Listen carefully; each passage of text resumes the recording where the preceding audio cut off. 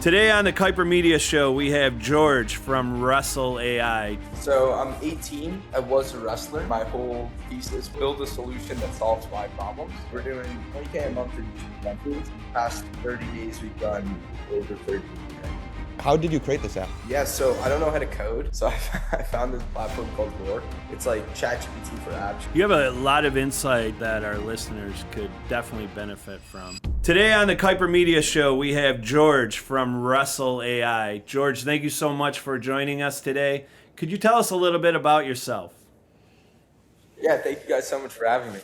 So I'm 18 and I was a wrestler. And my whole thesis was to build build a solution that solves my problems. And yeah, I took that, started running with it. I built out a wrestling app that analyzes your matches, tells you what you did right, what you did wrong. And then I went and distributed it and marketed it. And so far we've had some decent success. Wow, so it's a mobile app, correct? Yes. Awesome. So you were a wrestler, you had a problem. What was that specific problem, and how did you know that you should make a business out of it? Yeah, so a lot of wrestlers and fighters in general, they'll review tape and they won't necessarily be able to review their tape with a very critical eye, mostly because they don't know what to look for, especially if you're just starting out. So what our app solves is it helps you analyze your tape and tells you how to improve. How many users do you have on your app? So I think for this month we have over 25,000 downloads, and in total we have like over close to 70,000 now. Wow, that's incredible. How did you create this app? Yeah, so I don't know how to code, so I found this platform called Roar. It's like ChatGPT for apps. You just go in there, you prompt it what you want to build, and it'll just build it out for you.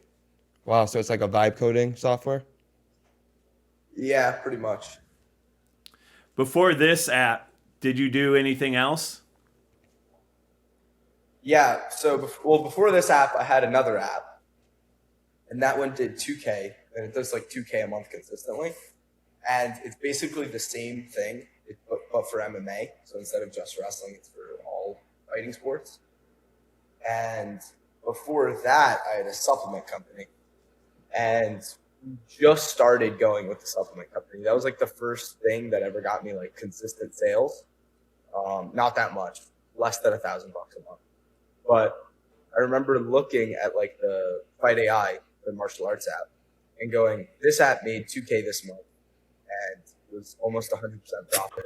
This other app, this other company, the supplement company, made like $1,000 this month, and almost all of that was eaten away by like our margins. So I was like, all right, screw it. I'm just going to go all in on apps.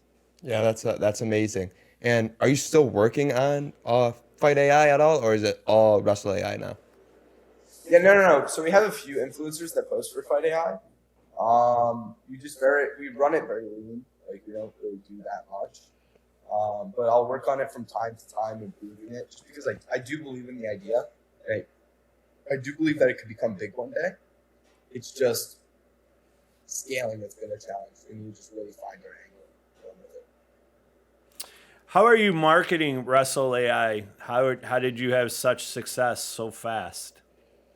So we had an influencer off the bat, like a pretty big one. And he's actually my co-founder for Wrestle AI. He's one of the best people you can get for wrestling. And he blew the app up in the first month. Then it started to die out because we began to saturate his audience. And from there, it made sponsoring other influencers easier because they already saw our products. We already had brand reputation. And yeah, we ran with multiple influencers. We sponsored kind of like, I don't want to say most of the wrestlers in the wrestling niche, but we got a lot of people. Like to the point where I'd be scrolling my For You page looking for another influencer and be like, sponsored. And I'm like, all right, who else could I get? That became a bottleneck for us actually, because we couldn't find newer influencers to get. And then that's when we began to pivot to paid ads. Wow, that's amazing. When you're looking for specific influencers, what are you looking for? Is there a specific follow range that you don't like go outside of? So they need to average at least 25,000 views. If they don't, then we won't be able to pay them a compelling offer. Other than that, they need to be an authentic person. They need to be like a good influencer. I don't want somebody who's like bad for brand. We actually potentially had a really big guy join us, but my partner said he's bad for business. He's like, there's a lot of things behind the scenes that weren't great about him. So we decided, me and him decided that it wouldn't be worth it solely because, I honestly, I just trusted his word. The second he said that, I canceled the deal because you don't want to work with bad apples. You know what I mean? Of course. It's a bad foundation. What's the process of reaching out to them?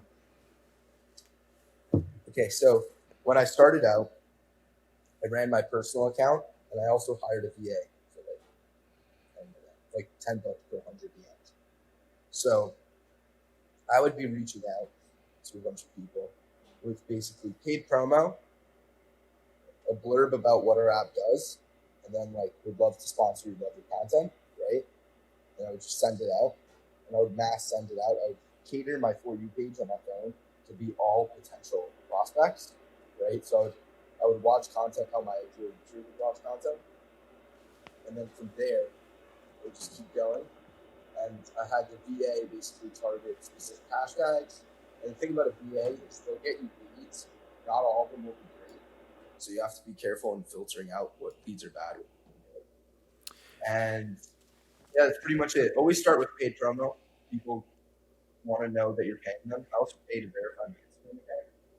Because you have to stand out. If you don't stand out, you'll get down. That's interesting.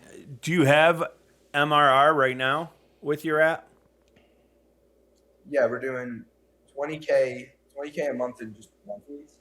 And then in the past 30 days, we've done over 30K. Wow.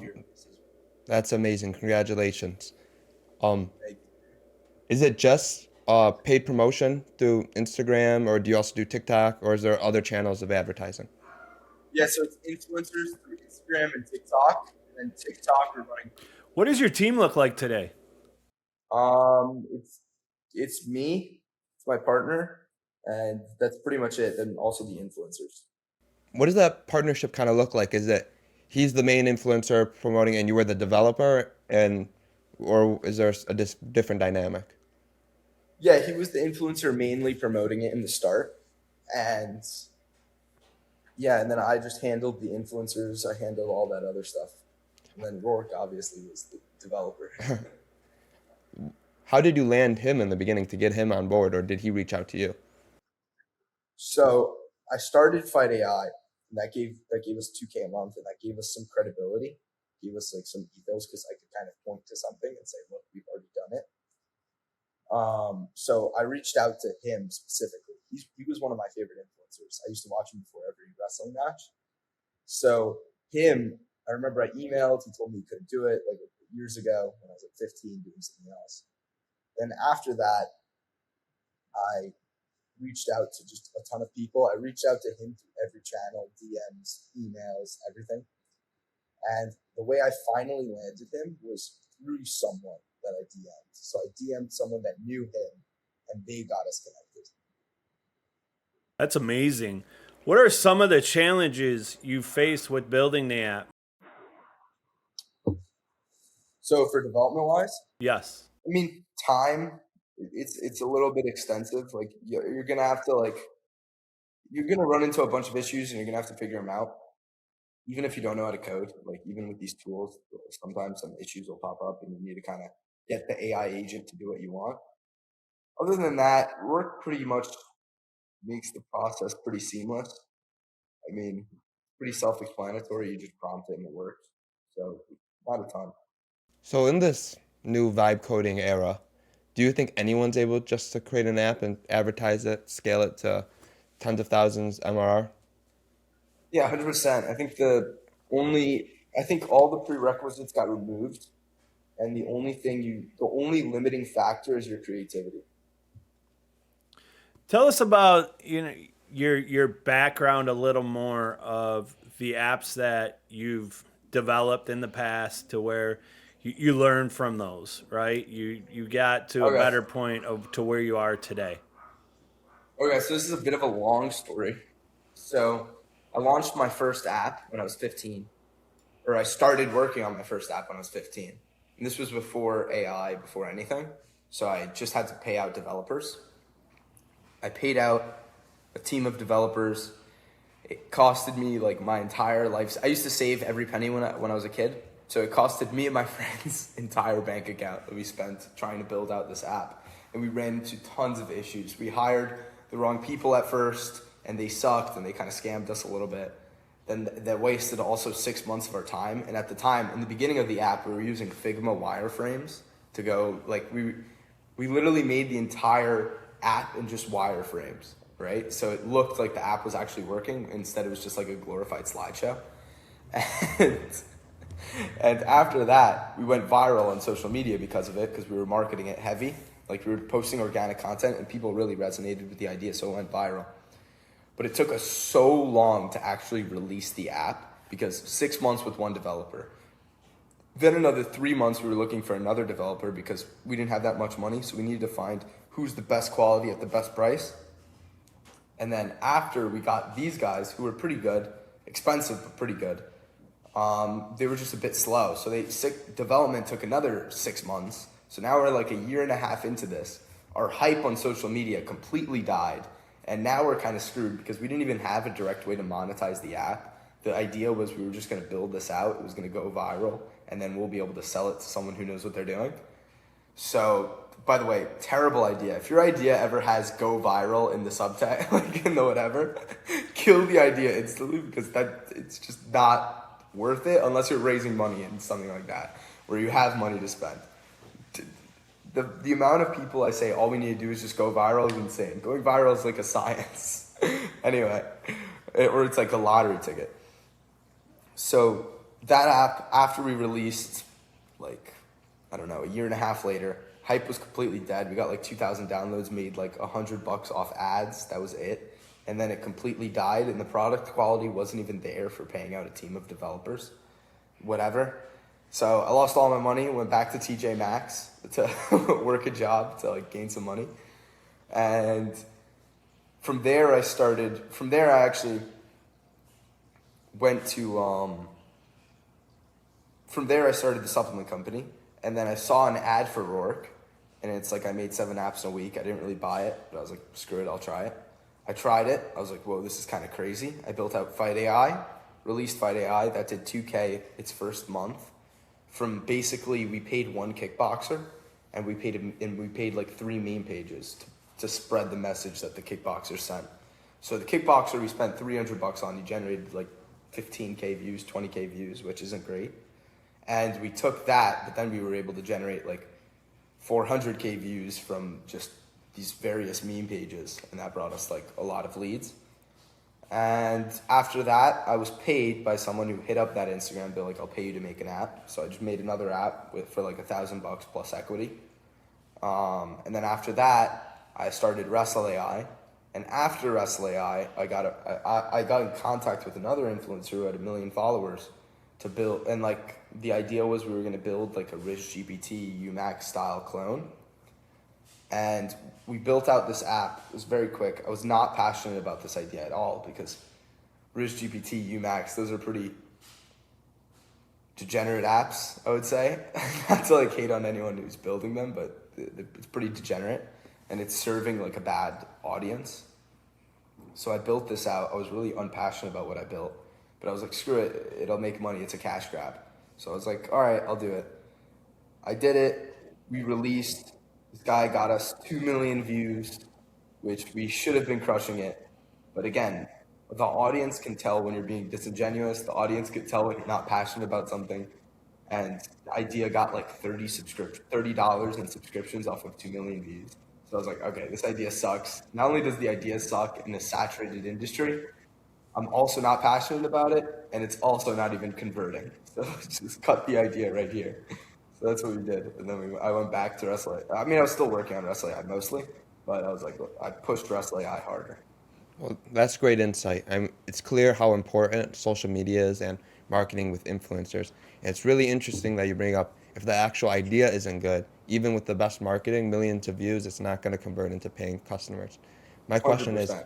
how are you converting all your views into paying customers? Or do you have a very good onboarding process? How's the paywall look like? Our onboarding's decent. It's okay. Um, Basically ripped the onboarding from all the popular apps and just rebranded it to wrestling. But the way we convert people is honestly we have an interesting idea and we have an idea that people want. So if people want to get their matches analyzed, that's why they convert. It's not even because of the fact that our onboarding is just this next level thing. It's just have something people want and it'll be easy to sell. What's the future of Wrestle AI? Where would you like to see it in 12 months or so? Yeah, so I want to hit 100K a month. That's definitely on the goal list in the next 12 months. I want to become ingrained in wrestling culture. So I want you to, like, when you think of wrestling, I want to be kind of synonymous with that. And I would eventually, like down the line, maybe not 12 months, but I would eventually want to pivot into just the all-in-one wrestling company. So sell maybe merch, sell maybe honestly merch. I don't even care about. I would love to run my own wrestling tournaments with like a bunch of influencers and stuff like that. Very similar to what RAF's doing. I really respect RAF, so they may beat us to that. Maybe I'll just sponsor a RAF event. but I love RAF. I love what they're doing over there. My co-founder actually does matches for RAF. He wrestles for RAF, which is RAF is basically like it's going to become the UFC of wrestling, I think. So I'm very bullish on RAF as well. Do you think Good. if you to achieve this goal of 100K a month, do you think you have to switch the marketing strategy at all, or just keep on going influencer marketing? Yeah, not really. I think we just keep doubling down on what we're doing, and we'll get there. And we'll get there organically because we'll keep building a base. And as the base grows, your minimum of revenue, like your floor, your revenue floor, will just keep going higher and higher. And then from there, we'll keep adding on top, adding on top, adding on top. And I think that's what will get us to 100K a month.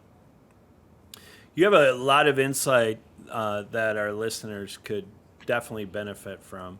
What would you say to an up and coming entrepreneur? What would be like 3 important things for them to really focus on? Because it definitely sounds like you have a high passion for a project or business that you're going to be working in. What would you recommend for them? First, I would solve one of your own problems. Solve something you're very passionate about. Make it something that's cool. So when you tell people, you'd be proud. You wouldn't be kind of, you know what I mean? That'll like really, your passion connects to your output. So it's a very big thing. 2, be quick. Be as fast as you can. Ship something that's broken if you have to, but get it out there. Because most people get lost. If you don't have a snowball rolling, you won't get the snowball effect, right?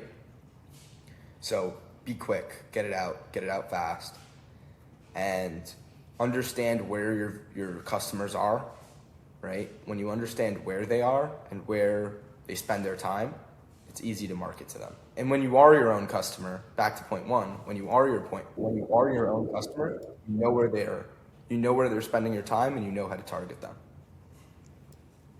They're all interconnected, kind of. That's great advice. Do you, and like you said, it has to be something that you're passionate about, or else you won't be able to give it your all, and you won't be excited to go and promote it. What? Also, do you want to own a company that you're embarrassed by? Like, no. Yeah, exactly. It's like people don't. It's like it doesn't click sometimes. I see all these people building looks maxing apps. It's the most saturated niche. And right now, you have tools to build anything you want, and you're choosing to build something that completely does not help society. I don't know. Yeah, that's great. What's your subscription package look like? Do you have a monthly and a yearly, or what's So the we have strategy? monthly and a yearly, $10 a month, 60 for the year. What do you find most people purchase? It's honestly split. So we get like half our revenue for monthly and half our revenue. And then do you have free trial? Yeah, we have a free trial, 3-day free trial. Do you see the conversions on the free trials? Yeah, they're standard. Standard, okay. They're like the average conversion. I feel like if we switched to hard paywall, we'd be making the same amount of money, except we would have a lot more of a negative look towards us. So it's like, why even switch?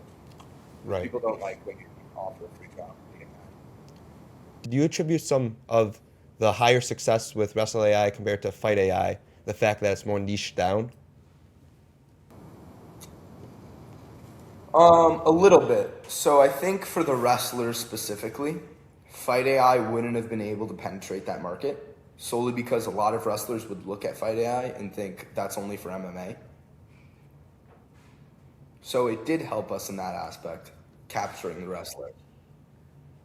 But I do think that there is a lot more people doing MMA. What I'd love to know the market within wrestlers. Do you know how many wrestlers there are in is Wrestle AI for all ages, or do you feel it's more high school and college? What do you see the market for wrestling? So I wouldn't say Wrestle AI is for all ages solely because there's not a huge adult wrestling audience.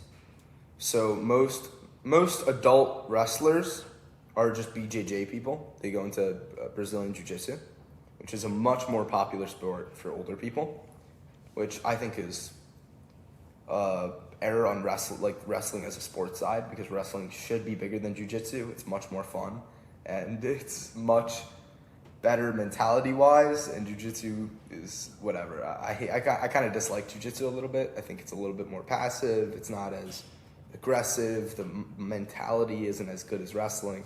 So I think eventually wrestling could become bigger in that audience, but I would say it's much more for just high schoolers and college people. And the market size, I think 300,000 high school students are wrestling, and I don't know the exact numbers for wrestling, for college, I mean. You know, in the wrestling world, wrestlers like to cut weight, right? Does Yeah. Wrestle AI help with any of that? Yeah, so that's actually that's been one of the biggest things that changed our retention. So when starting out, it was just like match analysis and stuff like that, and our retention was pretty bad. Like our churn rate was pretty high because after you've analyzed your first few matches, like you're like, all right, how many matches do I need to analyze? You unsubscribe. But what's helped us increase our stickiness was we just added a bunch of utility features. So like we have a full-blown calorie tracker on our app that's equal to MyFitnessPal. You have a barcode scanner, scan your meal feature, nutrition database, et cetera, right? And what that's done is it's basically you're getting all of the features in MyFitnessPal for half the price for SLAI, right? Also, we added a cut weight feature where you could basically enter in your weight, enter what weight you need to be by competition day, enter the time, the amount of time you have in between the two, and it'll give you a full-blown guide on how to basically cut weight as fast as possible. That's really smart to implement these different features to help the primary feature of the app. Yeah, that's cut our churn rate. The calorie tracking feature, we have a couple of other utility features as well, like stance in motion, practice mode, which literally teaches you how to wrestle. And all of those features have effectively cut our churn in half. So we're at like a 20% churn right now. That's great. When you're back to marketing and social media influencers, how do you know how much to pay an influencer? The best price, it'll be hard to be unprofitable at a $2 CPM. So if you're consistently unprofitable at a $2 CPM, you maybe should just delete the app or change your marketing strategy. Okay, and then do you put a cap on it ever, or let it go as high as it goes? Yeah, I'll cap it at like $500 or $1,000 a video, depending on the influencer and how many views they average. But it'll honestly, it'll always be it should always be profitable. You should never be paying a $2 CPM and losing money. Okay, and then for a new app developer that maybe doesn't have the funds to do that, what would your suggestion be? Yeah, so I started off with $500. So I didn't have like this insane bank account to like pay out influencers with, or I didn't even have an insane amount of money. I was pretty broke. Actually, the way I got funded to like do a lot of this stuff was because I got really lucky at the casino one day, like while I was on like vacation. So that kind of funded a lot of what I was able to do. And it doesn't take that much money. You just have to be scrappy. You know what I mean? One good influencer deal could change from 0 to 10K. One influencer. With a $2 CPM and only $500 in the beginning, you were kind of taking a risk, right? Like if this influencer might take all my funds if and it might not perform. Yeah, I was taking a risk, but the bigger risk was not taking it. So like I was just getting into college. I was really unhappy. And I was like, dude, if I don't figure something out, I'm screwed. Like the median salary of my college, I think was like 50K a year. And I'm like, I need to get something going or else I'm gonna be unhappy all my life. So the risk didn't even come into my mind because the risk of staying the same was too big. That's interesting. Where do you get your leadership, your motivation from? Is it? I know wrestlers got an amazing mindset. I'm sure that helps with your business. But favorite book, podcast, movie? So one book that was really good is The Lean Startup. That was a great book because it basically talks about the fact that it's not a game of money, it's a game of learning. So it's how fast can you learn compared to how fast can you make money. That's an insanely valuable lesson because everything is just testing and like coming up with theories and like testing your hypothesis or whatever, right? So it's all just question and then testing for the answer and then extrapolating an answer. Like basically, we just cut paid ads, which paid ads were doing well for us in the first 3 weeks. And now we're looking at it and we're like, all right, are the paid ads doing as well? Or are the paid ads really a game changer for us right now? So we cut it. And right now the numbers are looking pretty much the same, but we need to wait more time to see if there's a big difference. I think there may be a steep little difference, but the thing about paid ads is if you're ramping up paid ads so much, even if the revenue's there, you may just saturate your niche quicker. So if I use paid ads and become the biggest wrestling platform, right? But I'm operating at like a 0% profit margin, even though our revenue quadrupled.